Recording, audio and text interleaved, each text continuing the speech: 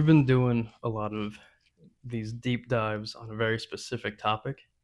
Yeah, I thought today we could sort of present a broader Yeah, like a tackle of the subject. a background because we've been talking Yeah, about a lot of directors from the era of New Hollywood, and I think what we're going to do with these is have a series of episodes on a theme.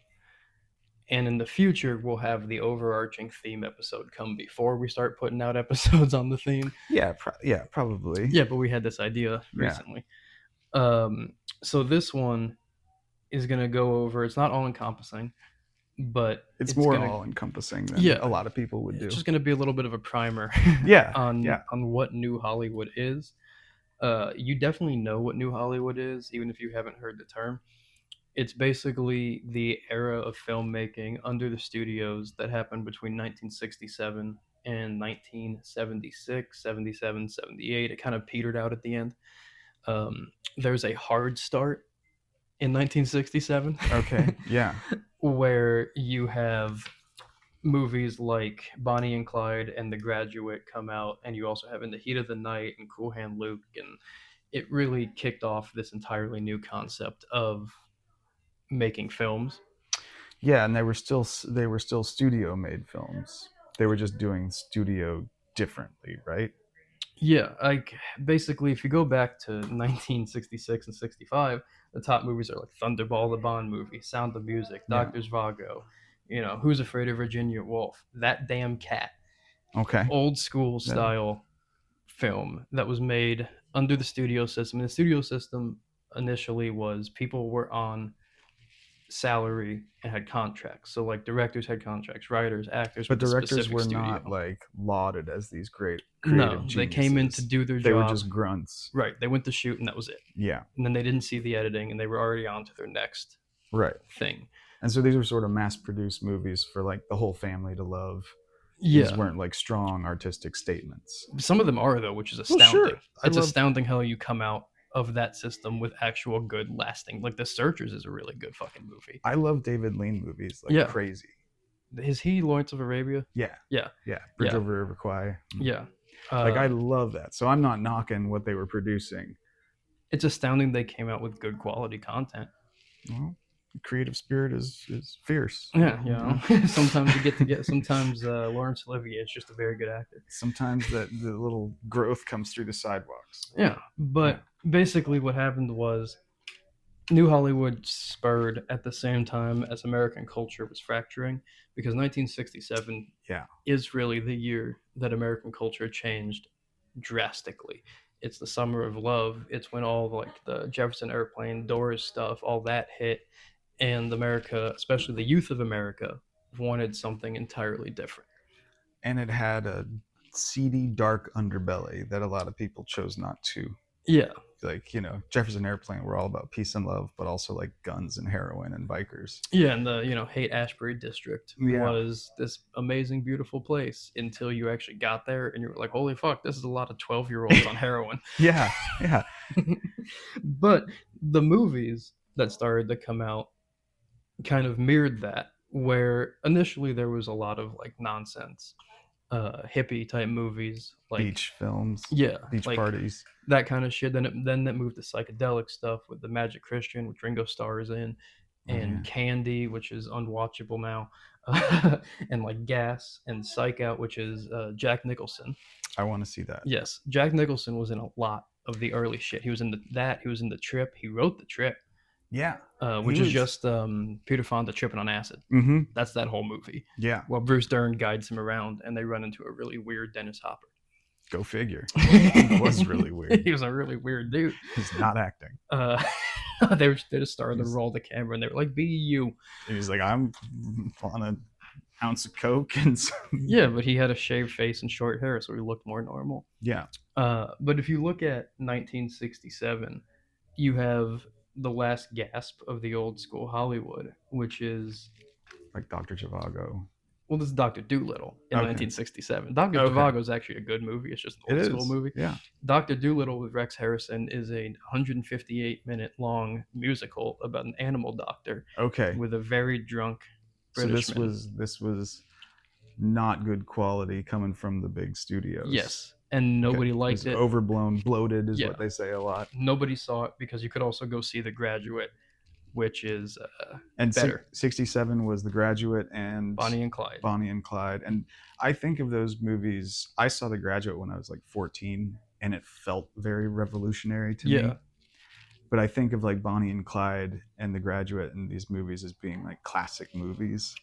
And you don't think about like Bonnie and Clyde being like one of the first movies where you're actively rooting for the bad guys. Yes. And there's no two ways about it. Yeah, they're the bad guys. They killed people, and you're like, come on, let them get away. Yeah, exactly. And so it was I know that was a monumentous moment. Yeah, and a lot of that comes from what was happening in Europe. Okay. If you go to especially France, films being made. Yeah, okay. If you go to France and Italy, you have the Fellini and Godard and Truffaut and all that, and they were making movies like Breathless, where you were rooting for the bad guy. Yeah. And Bonnie and Clyde is essentially a very French New Wave film. I know all those guys love. What's his name?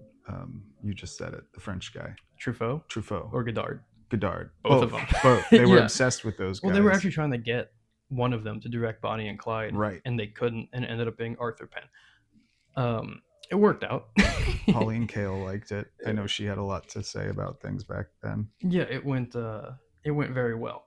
And then after those movies came out and started to do the money that they did, it kind of broke open the gates for other people to come in and make creative, hard movies where a lot of times people died at the end. Like Easy Rider, you're like, oh, fun biker movie, until every single main character gets either beaten to death or murdered, blown away. Also, I want to take a second to acknowledge that Easy Rider was made for $300,000, and it made $61 million at the box office when tickets were $1. That's nuts. That hit a chord. That's a good word of mouth. Yeah, and like the thing about that is it was so indicative of America at the time, where like my dad always tells me, he's like, you don't get it. Like you hear about it, right? Like the long hair thing.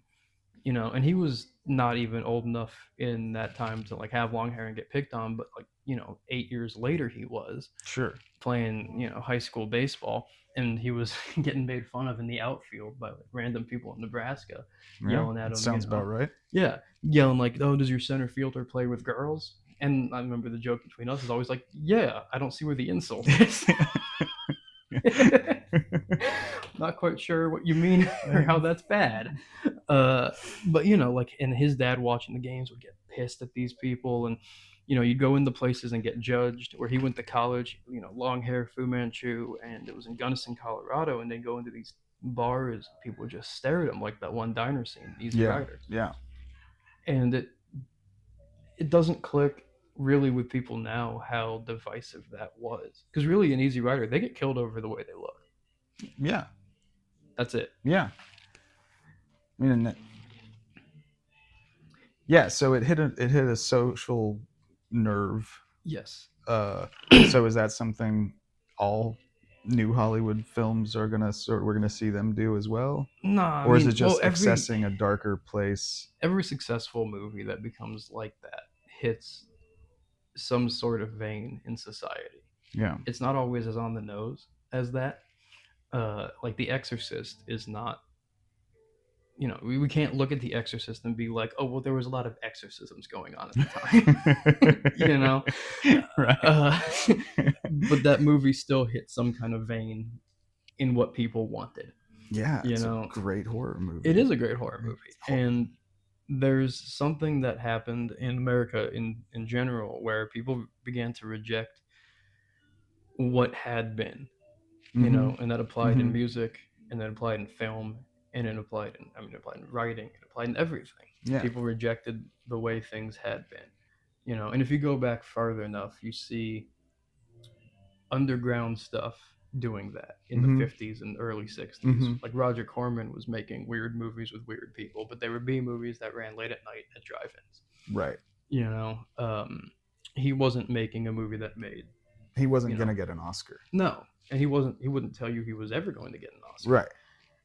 But he still sort of primed the youth for as they aged into like adulthood to want these things. Yeah. The other thing that primed the youth as they aged into adulthood to want these things is that weird, dark, hanging cloud of Vietnam. Yes. Yeah, Yes. where again, that's something we don't understand. Like, Yeah, just the fear of not it. in a visceral way of like walking into a place in the 60s with long hair. Yeah, and being like, here's my draft card.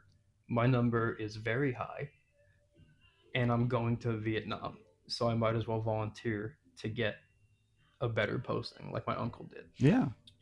I was listening to a John Lithgow interview, and he was talking about how everyone back back then had this fear of when their number was going to be called, Sure. and then after it was called, they had their story of how they got out of it, Yeah. and they would always trade it, and Okay. Yeah. trade their like comedic stories of how they got out of going to war.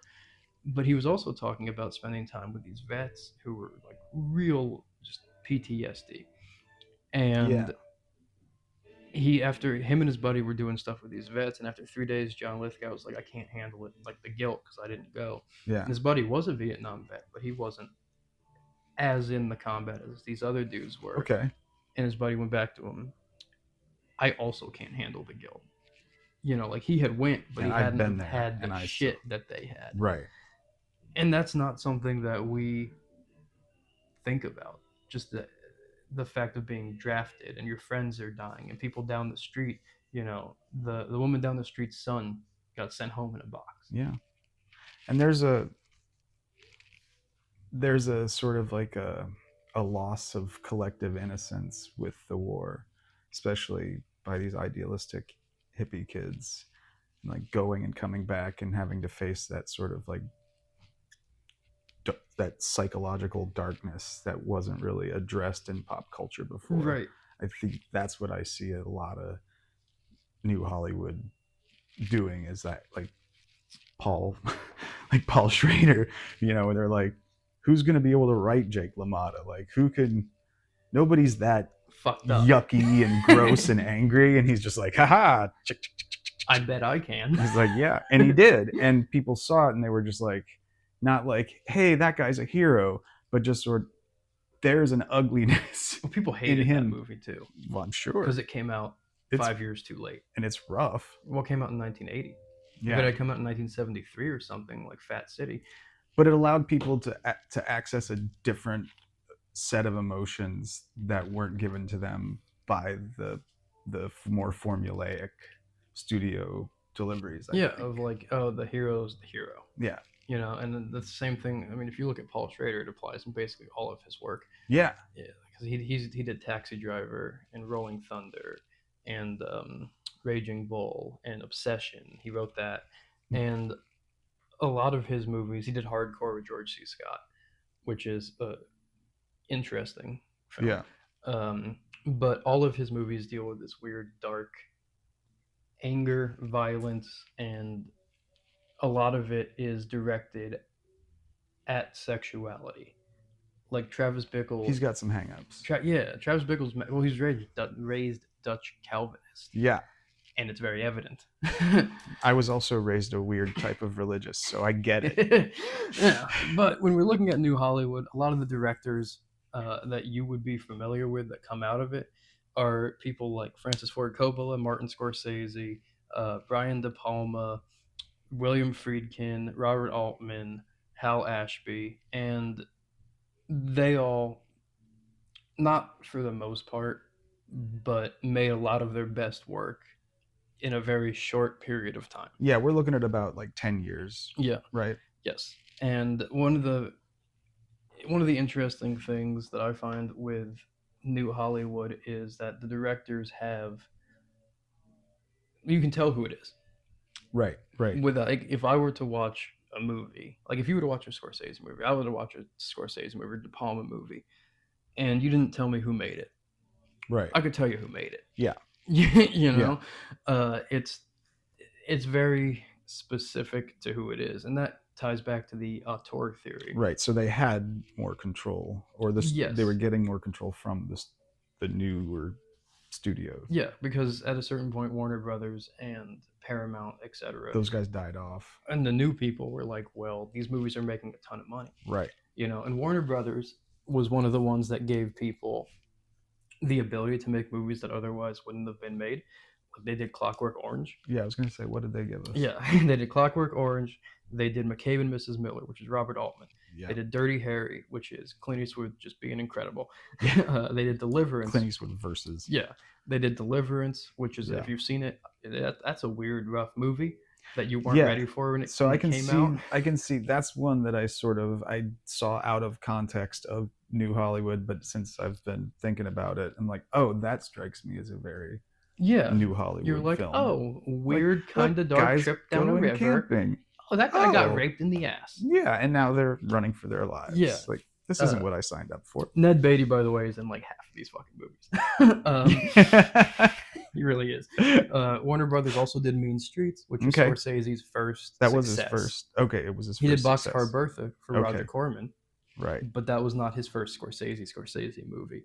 Badlands, which is Terrence Malick, Oh, which yeah. is Martin Sheen and Sissy Spacek, Yes. their first breaking roles. Warner Brothers did The Exorcist, William Friedkin. They did Dog Day Afternoon, which was Sidney Lumet, Sidney Al Lumet. Pacino, 1975. It's incredible. These are, I think they did The French Connection as well, I believe. Okay, And a lot of these movies, that sounds right. yeah, I feel like I right? remember. That seems like it had Bill- WB I on remember there. Billy getting in lots of fights with WB. Yeah, sure. But a lot of these movies were made overall pretty cheap, Mm-hmm. but dealt with things that otherwise wouldn't have been dealt with. So it's not just about subject matter. It's sort of like Well, for Warner Brothers at the time, they were a much smaller company. Now we think Okay. of Warner Brothers as like a monolith. yeah. Back then, they were a very small underdog. Okay. They signed the Grateful Dead, right, in 1967 or 66, Okay. because they did not have any rock and roll acts at the time. Their biggest act was Doris Day.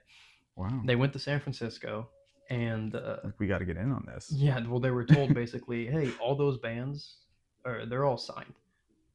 You're here late. Yeah, Jefferson Airplane has a record deal. Fucking Quicksilver has a record deal. They all got record deals, and they were like, okay, who fucking doesn't? Who are those noodlers? And they were like, you mean the guys that play nonsense at the acid test?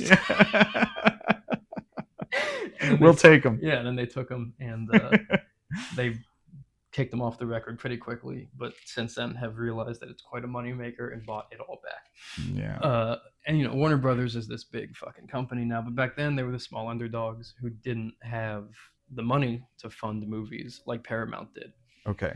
Paramount was around since like the 1910s. Warner Okay. Brothers was not in the same way. Paramount was making these big, massive movies since Nickelodeons were Right. around. Right. Right. Actually, I just found this out recently. Bob Balaban, who, Bob Balaban. is that his right name? It sounds right. You know what I'm talking about, right? Vaguely. We've talked Close about him. Encounters and Guffman and all the Christopher Guest stuff. Yeah, it's Bob Balaban. Yeah. He's also in Midnight Cowboy. But Bob Balaban, he's also on It's a Seinfeld. good movie. Yeah, he's on Seinfeld and he gets obsessed with Elaine. He's a TV executive. Okay. I always like him. But his family story is it's pretty indicative of how a lot of like the early Hollywood era worked, Okay. where his family moved from Belarus in the late 1800s, early 1900s to Chicago, and they had a deli. Okay. And they realized that delis had a lot of depreciating assets, like food went bad, and Food people does go wouldn't bad. fucking pay their bills and all Right. that shit. So they went and they built a 15-seat Nickelodeon. And Nickelodeon is a movie theater before a movie theater. Yeah. You would pay a nickel and you would see something this moving. moving image. Yeah, and Right. it wouldn't be what we think of as a movie. Right. But pretty quickly, they started to make actual silent films that were long and had plots and all this shit. That's so cool. Yeah. So between like 1908, when they started Nickelodeon, and Okay. 1925, the Balaban family opened up 75 theaters in the Chicago area. Oh wow. Yes. And then his uncle, Barney Balaban, got called by the dude that was the head of Paramount at the time. Okay. And he was like, I'm getting old. Will you take over Paramount? And then Barney Really Balaban just took over Paramount. Fell into that pretty Yes. nicely. And he ran Paramount until like the late 60s, Okay. like almost right before Robert Right. Evans showed up. Yeah. So he was that like old studio guard until Robert Evans, the crazy cocaine guy, Greenlit came a on the lot of good movies. scene. So how much of it was this like was it like new studio executives just giving chances out? It doesn't seem as likely. What was the were there just a group of hungry young directors who were like, I want to make the movies I want to make, It and was both. there were enough sympathetic ears in the studios to be like, you know what, let's give this a shot? Or do they just see that money's being made off anything All with of that. hippies, All of and they're that. just like, kids are where it's at? Yeah. The They biggest, like shit where the people die at the end. well, the biggest demographic They're on in drugs. basically anything is 18 to like 25, Mhm. right? And it's men. So if you made movies for men 18 to 25 between 1967 and 1975, and they liked it, you were going to have a hit.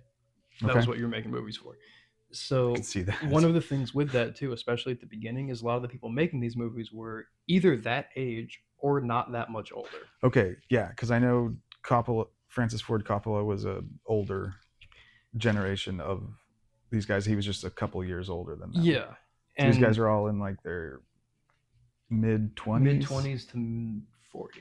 Okay. Like Roger Corman, who made all the Beat pictures, Yeah. was like the oldest guy. He had like an unofficial school practically. Yeah, he was like 32. Like people learned how to make movies through him. If you look at like Jonathan Demme came through him. Okay. Coppola was a camera operator through Yeah. him. Scorsese made his first movie with him. Yeah. Oh my god, he made Avatar. Who made Avatar? James Cameron was a Okay. set designer for Right. Corman. Yeah. Like if you go through the people that rose the ranks through Corman, it's I mean, he was the guy that gave Nicholson a bunch of roles. Right, and that's how. And Yeah, Hopper. I remember and finding Fonda. those early Jack Nicholson black and whites, Dude, Corman classics. He was like a terror with Boris Karloff. Yes, exactly that. So Corman really wanted to make Easy Rider. I remember that. And he could not convince the rest of his studio to make Easy Rider, which is eventually why he ended up leaving the studio, because he was like, you guys really fucked this one. You blew it. Yeah, because the deal was going to be that if Fonda and Hopper fell a day behind, they were going to have the movie taken from them. And Right. Fonda and Hopper, knowing who they were like, we're definitely going to fucking fall We're a day behind. definitely not. So we can't make that deal. Yeah. And then the studio passed. And that movie made $61 million in the box office on a $300,000 budget. So I think some of the after that, do you think that was sort of like the beginning, sort of a beginning of New Hollywood, and also like helped start it by the execs being like, this movie actually made a shitload of money. You have like, let's give these long hairs some money to make their pictures. So you have like Bonnie and Clyde and The Graduate making a ton of money first, but those movies don't have like hippies in them. Right. Yeah. I guess that's They like Dustin Hoffman's clean cut. Right. You know, they are not at all clean cut in Easy Rider. But they had been making those fucking type of movies. Right, because I know years. Peter Fonda was making motorcycle movies. Glorious Stompers was made, like Nicholson played like Hell's Angels on Wheels. It's Nicholson playing a Hell's Angels recruit who kills a guy. Okay. Like these movies had been made, but all of a sudden... Let's show those. I don't know, no one wants to see them. But all of a sudden they became... The fools. Where people actually were going to spend millions of dollars to see these movies. Right. However, you then run into the situation with Dennis Hopper, where the studio gives him a blank check for his next film. Yeah, that was a mistake. Yeah, he goes to make a movie called The Last Movie. Yeah. Which is Chris Christopherson's first movie role. He's really proud of that one. And The Last Movie, I might do a whole episode. I think we should. The Last Movie. But if you haven't seen it, you should watch it. You're going to love it or fucking hate it. Either way, it's going to be weird. And it made no money. And it basically banished Hopper from Hollywood until he made Apocalypse Now. Yeah, well, So he missed a lot of New Hollywood. He helped himself in that predicament. Yeah, he's a nutcase. Was a fucking monster. Yeah. So a lot of drugs was a big part of this too. Dude, Hopper got kicked out of Hollywood at least twice. Yeah. Because he was in like Rebel Without a Cause. Right. And he got into a fight with Henry Hathaway, who was the Western director at one point. And the fight was so big that Henry Hathaway was like, "You're never going to work in this town again." And that was in the late 50s. And by the time the late '60s rolled around, Hopper wormed his way He's back like, in. I'm doing this again. Yeah, I'm I'm in it. back. And then Now after I'm the throwing last, things and screaming and yeah, punching after the ladies. last movie, they were like, "You're never gonna work in this town again. It's like, but I will. Just wait till I'm in Apocalypse Now, and then I start doing Blue Velvet and Out of Wait the till the Blue 80s roll around. and Waterworld and fucking Speed. I'm gonna work forever, dude." And uh, River's Edge. Yeah, dude, he was in a With his- bunch of shit. God. Fucking But Texas Chainsaw. I could talk about Hopper forever too, man. I've got a really cool Hopper shirt. Yeah, we make a Hopper shirt. So if you want a Hopper shirt, check that out. One of the other big differences here between the early '60s, late '50s, and the late '60s into the '70s was the accessibility of foreign films. Mm-hmm. Because unless you lived in New York or like LA, right, and knew that it was going to be playing, you were not going to see anything from anywhere else. It was never going to play on TV. It wasn't going to be like in the normal paper. Yeah, it might be in the Village Voice, but it's not going to be in the New York Times. Yeah. But we have companies, again, Roger Corman comes back into play because he's the dude who brought over like Ingmar Bergman movies, like Persona, and he showed those in at like drive-ins. Okay, that man, what a fucking mindfuck that would be. That'd be so cool. But what that did was it again primed the American youth who were just trying to go get laid at a drive-in. Yeah, for interesting, weird. But movies. We're also hungry for good art. Yeah, and it became not accessible, but it became something that people sought out because they thought it was like cool. It became something that like a friend might be able to actually tell you about, and then you could get into and then find more of. I imagine it's no different than music when you got a friend's cool older brother in college who's like, hey, you guys like movies, you need to check out this movie, and then your mind's blown. You could be in like Chicago or Lincoln, Nebraska, and it might be playing at a drive-in, right? Which before Corman and American International Pictures was not going to happen.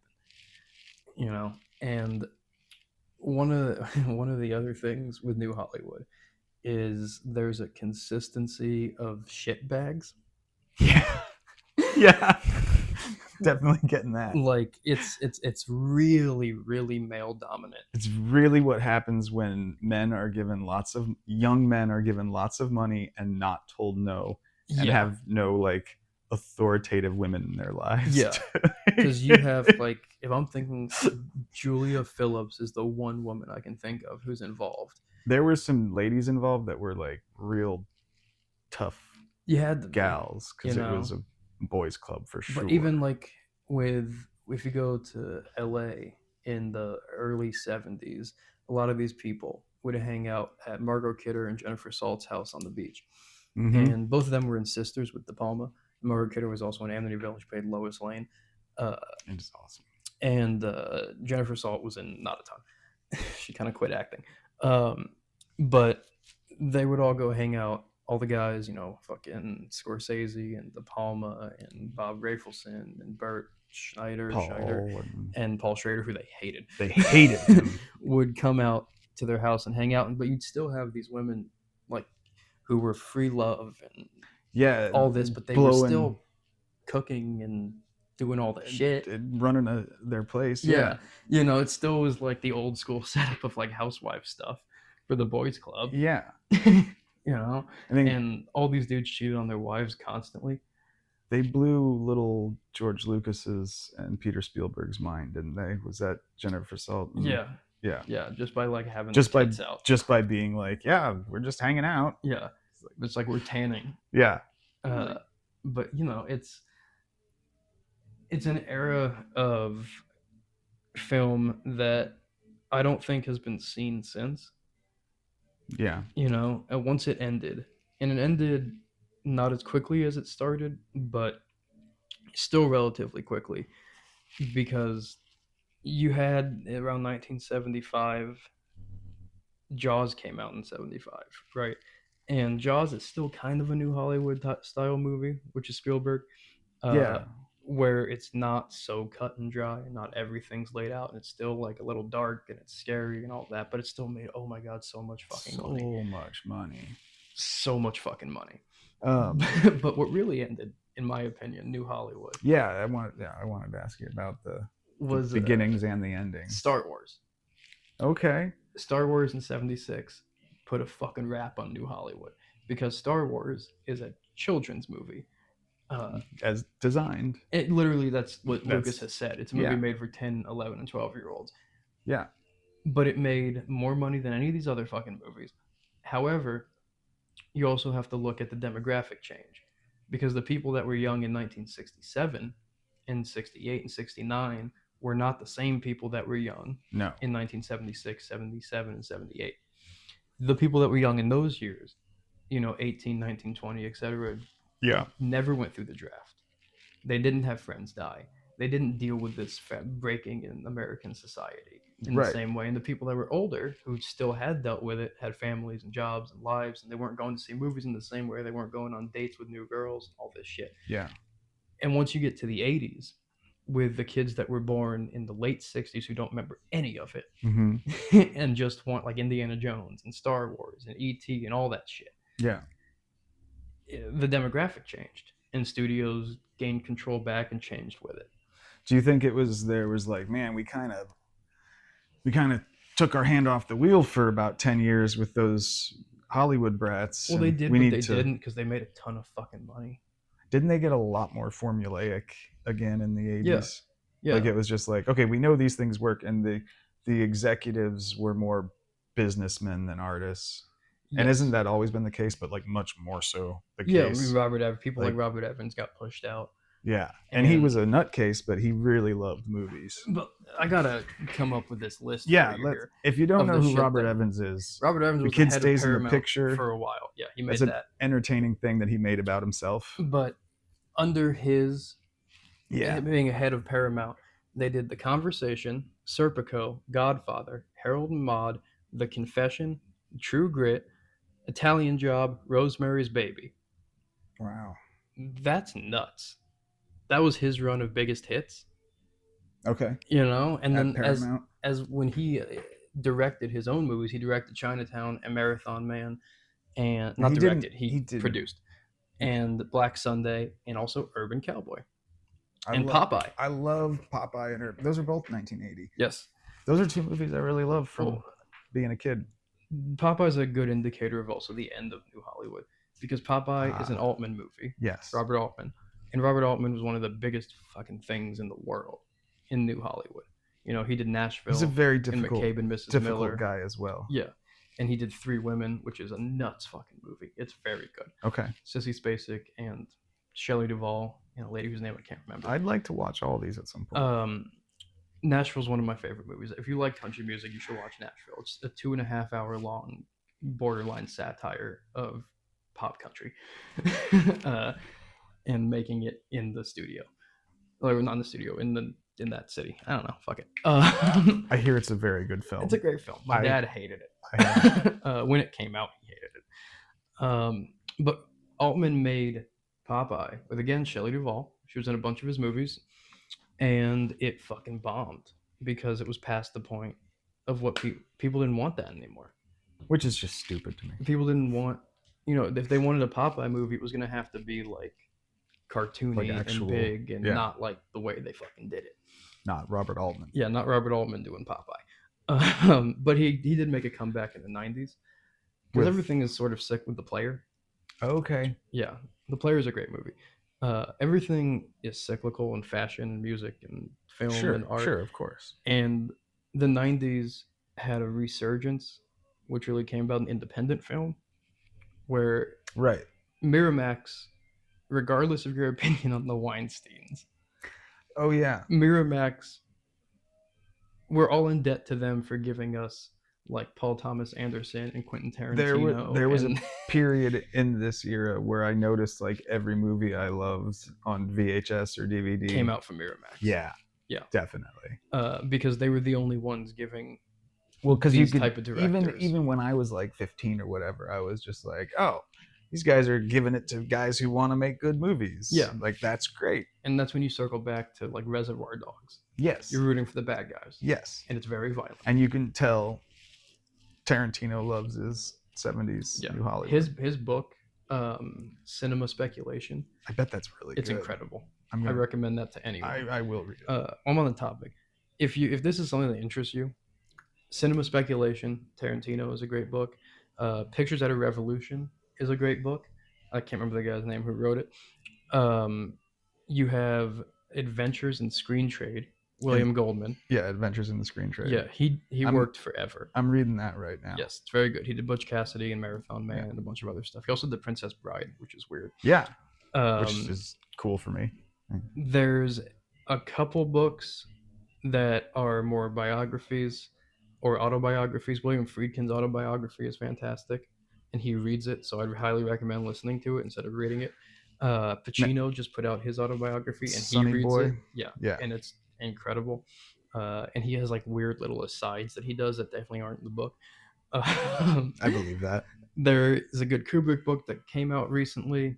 Kubrick exists outside of all of this, by the way. Kubrick made a bunch of movies and never missed, and he's like the one guy who never fucking missed. Yeah, they didn't get to claim Kubrick. Yeah, he just did his shit, It's and like, he no, nailed I'm it Stanley Kubrick. every fucking time. Even if they weren't seen like big box office hits, Yeah, we're like, well, that's one of the best fucking movies ever Right. made. you still see it and you're like, well, it's not my favorite, but it's Like- obviously a great film. Well, Full Metal Jacket didn't do good at the box office, but look at what it does now and bring that shit up and people lose their minds. Yeah, You know? I mean, it's fucking Clockwork. I don't like Clockwork. no, I hate that movie. I don't hate it, but I don't love it. I don't need to watch it again. No. But like, if you look at Kubrick from Paths of Glory to Eyes Wide Shut, you get to see the history of film. Yeah, I think that's sure. Like, Yeah.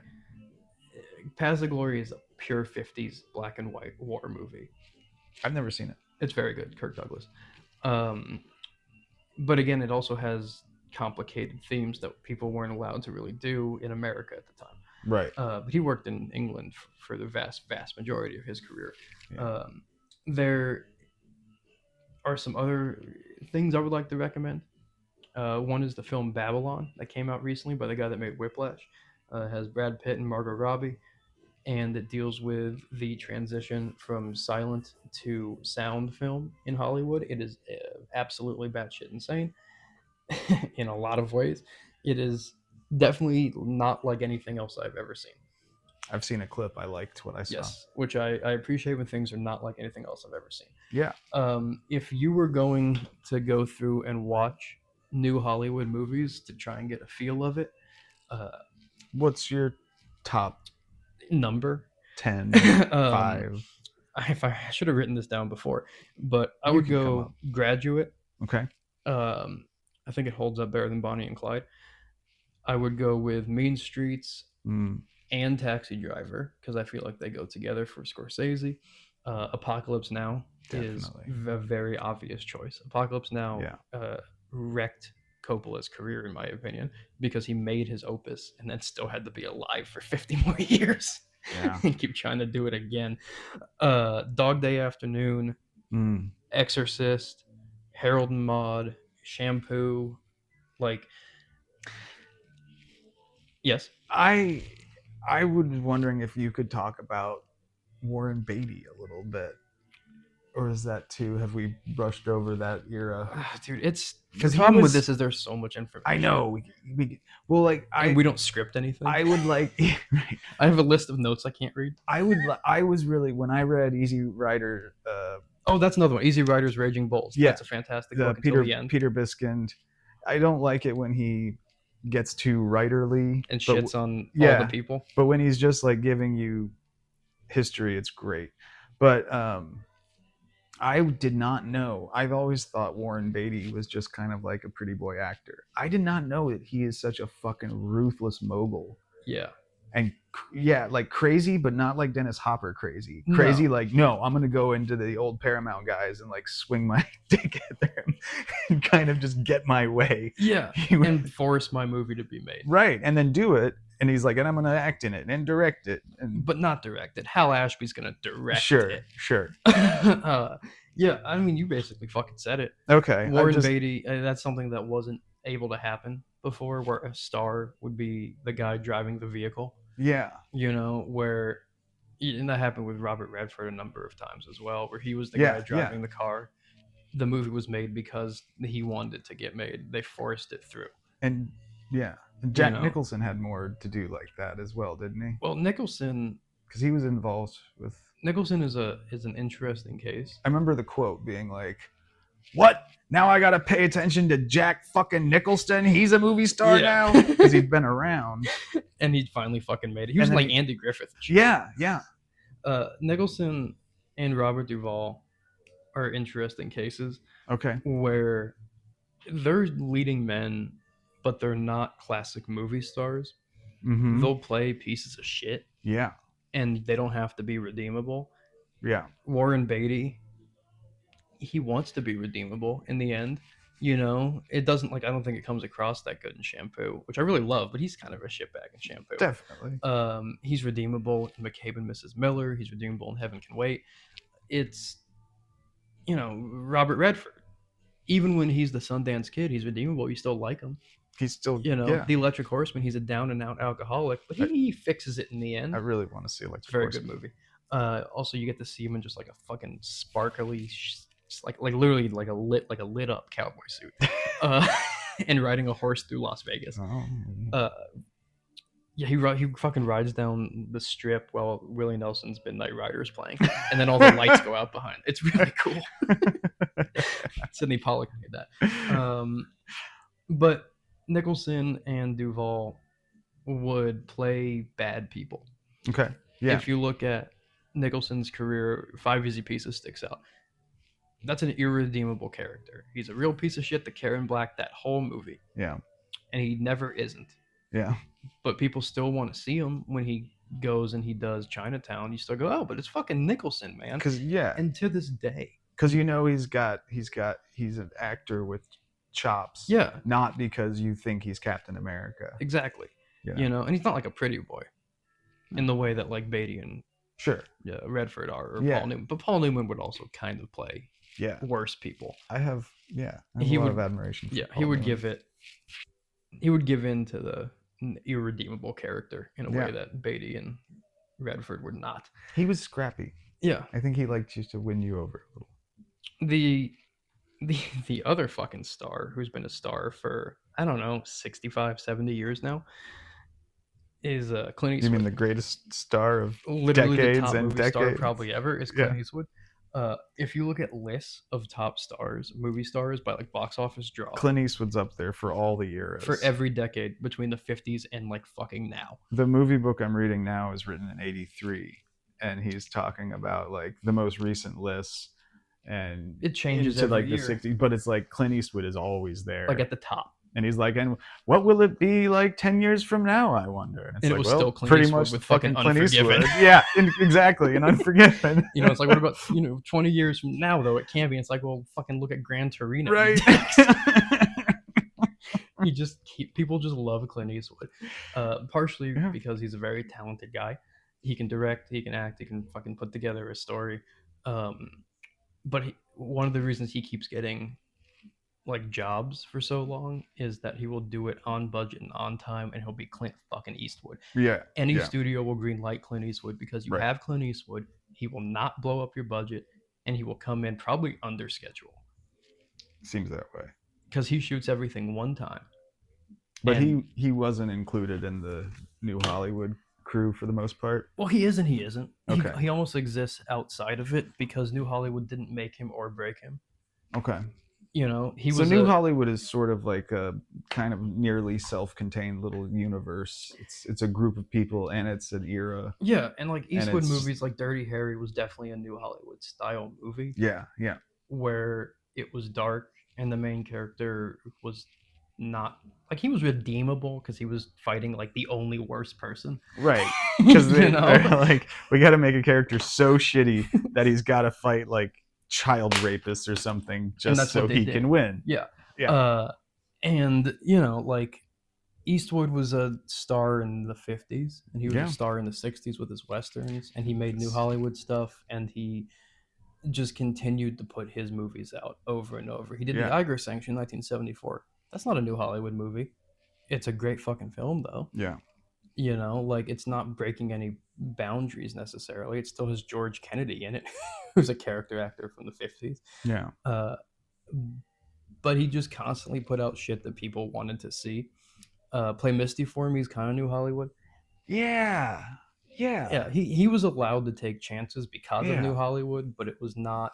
When it ended, it wasn't the end of him, and I doubt he was particularly worried Right. And it didn't seem like he's the kind of guy to get too worked up about all those things they got worked up because about, he's which still was usually just petty ego and cocaine and blowjobs things. and he's still Clint Eastwood yeah. at the end of the day. And it's like Burt Reynolds was great too, but Yeah. there was a clear Unfuckwithable. decline on his career. Sure. Like by the time you end up with him in Boogie Nights, I you're think- not like, oh my god, Burt Reynolds. I think it was more like, huh, Burt Reynolds. Yeah, I haven't seen him in a minute. It was very much like Travolta in Pulp Fiction. Yeah, but that brought Travolta back. Well, This yeah. didn't bring Burt Reynolds back, partially because he was way older. Yeah. He's still got it. Gene Hackman's another one that he didn't live or die by New Hollywood. He was in Bonnie and Clyde. That was his first big movie. He was in The French Connection, but he worked forever Yeah. until he decided not to. Like, he was never forced out. His last movie was a hit, and everyone was like, holy fuck, Gene Hackman's here. What was his last movie? Welcome to Mooseport. I didn't see that. Yeah, it was. Then he just retired. There's certain people that exist in and outside of this and work Sure. well in the confines of these dark, weird movies. But like people like William Friedkin lived and died by it. Yeah. Once New Hollywood was over, he kept making movies, and he had a bit of a hit with Live and Die in L.A. because he played into the formula for the most part of an Yeah. 80s action movie until that ending where he just totally broke it. And then Killer Joe, But that wasn't a fucking hit. people got really excited about him in that. But how much did that make? You know what I mean? Yeah, I don't think it's like a big. That's an X-rated art film. Yeah. And you have Matthew McConaughey because it's fucking Friedkin. Right. Hello, Billy. But he lived and died by it. I don't think Coppola really had another movie like The Conversation, The Godfather, or Apocalypse Now. I mean, he didn't. He did. Rumblefish, I love Rumblefish, but it's not like the other one. it's not like a big. He did Bram Stoker's Dracula, which I thought was great. Yeah, but it's not like the other one. I didn't appreciate Peter Biskin talking shit about, like, my Francis Ford Coppola would take chances. I think that two of the people that actually made it out alive were Scorsese and De Palma. And definitely Spielberg. Yeah. I mean, but they kind of never picked. They were their first movie. Spielberg and Lucas were at the end of it already. Yeah. George Lucas has made like 6 fucking movies. So Yeah. that's ridiculous. At least Spielberg's made like a bunch of like big blockbusters He's done- and then weird dark shit. Like you said, it's like, what was the He did Schindler's List and Jurassic Park in the Jurassic same Park fucking the year. same year. Yeah. So Uh, that's interesting. So like he'll still make a movie that's like real and deep and dark. But once George Lucas did fucking Star Wars, that's all he did. He made 6 movies, maybe less. I don't know. Who cares? He's been in the Star Wars universe since then. Fuck that guy. Yeah. The moral of this is George Lucas wrecked movies, and you can blame him for that. If you want more New Hollywood stuff, I don't know. We're not going to script it still, but this is going to be. We're going to talk about more actors. We'll probably get into a specific Hopper episode, probably a Nicholson episode. I think a few of these guys warrant just kind of doing get a little dive. deeper. I think Robert Evans would be fun. I think, because he would do coke and lay in his pajamas in a hospital bed in the fucking viewing room at Paramount. dude, some of the most absurd shit ever. And I think, again, you have like guys with nothing but money and people saying yes. Yeah. Shit's gonna get ridiculous. Yeah. And it did. And I don't know. Stay tuned. We have another episode coming out on Tuesday with Painless J, I believe. Oh, that's a good one. Yeah, he is the president of a booze fighters chapter in Virginia. He's a tattoo artist. He's a tattoo artist. He was working while we interviewed him. Yeah, he was actively tattooing someone while we talked to him. Which I thought was pretty cool. He committed bank fraud. He robbed a bank. And really, really likes midget women. He does seem to have a fetish. Really likes them. So, that'll be fun. He's a good guy to talk to. Stay tuned for that. Yeah. Get a subscription to the magazine. Yeah, that too.